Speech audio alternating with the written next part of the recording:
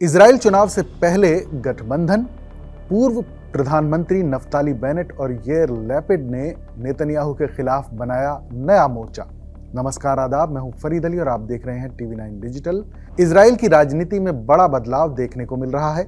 देश के पूर्व प्रधानमंत्री नफ्ताली बेनेट और याइर लैपिड ने मिलकर प्रधानमंत्री बेंजामिन नेतन्याहू को चुनाव में चुनौती देने का फैसला कर लिया है। इस साल के अंत तक इजराइल में चुनाव होने की संभावना है।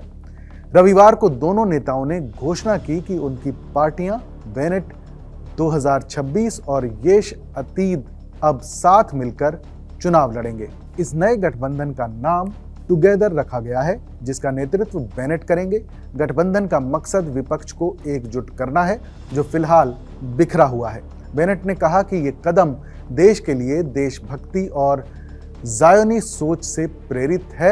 वहीं लैपिड ने कहा कि बेनेट भले ही दक्षिणपंथी नेता हैं, लेकिन ईमानदार हैं और दोनों के बीच भरोसा है। हमास के हमले की जांच का वादा। याइर लैपिड ने यह भी कहा कि इस गठबंधन का उद्देश्य आंतरिक मतभेद खत्म करके चुनाव जीतना और इजराइल को आगे ले जाना है। बेनेट ने यह भी वादा किया कि अगर उनकी सरकार बनती है तो 7 अक्टूबर 2023 को हमास के हमले से पहले की सुरक्षा चूकों की जांच के लिए एक राष्ट्रीय आयोग बनाया जाएगा। मौजूदा नेतन्याहू सरकार ने अब तक ऐसी जांच से इनकार किया है। क्या दोनों नेता पहली बार साथ आए हैं? इसकी बात करें तो लैपिड और बेनेट पहले भी साथ आ चुके हैं। 2021 के चुनाव में दोनों ने मिलकर बेंजामिन नेतन्याहू के 12 साल लंबे शासन को खत्म कर दिया था और सरकार बनाई थी, लेकिन यह गठबंधन सिर्फ 18 महीने ही चल सका। इससे पहले 2013 में भी दोनों ने नेतन्याहू की सरकार में शामिल होकर उनके पारंपरिक सहयोगियों को बाहर कर दिया था। नेतन्याहू इजराइल के सबसे लंबे समय तक प्रधानमंत्री रहे हैं। उन्होंने नवंबर 2022 में फिर वापसी की और देश की सबसे दक्षिणपंथी सरकार बनाई, लेकिन अक्टूबर 2023 में हमास के हमले और उसके बाद गाजा में युद्ध ने उनकी छवि को नुकसान पहुंचाया है।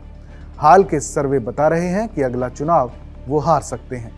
किस पार्टी को कितनी सीटें मिल सकती हैं, इसकी बात करें तो एक सर्वे के मुताबिक 120 सीटों वाली संसद में बेनेट को 21 सीटें और नेतन्याहू की पार्टी लिकुड को 25 सीटें मिल सकती हैं। वहीं लैपिड की पार्टी को सिर्फ 7 सीटें मिलने का अनुमान है, जो पहले 24 सीटें थीं। 54 साल के बेनेट पूर्व सेना कमांडो और टेक कारोबारी हैं, जबकि 62 साल के लैपिड पूर्व टीवी एंकर हैं और खुद को इजराइल के मध्यम वर्ग की आवाज बताते हैं। इजराइल की राजनीति में ये गठबंधन सिर्फ सीटों का गणित नहीं, बल्कि नैरेटिव की लड़ाई भी है।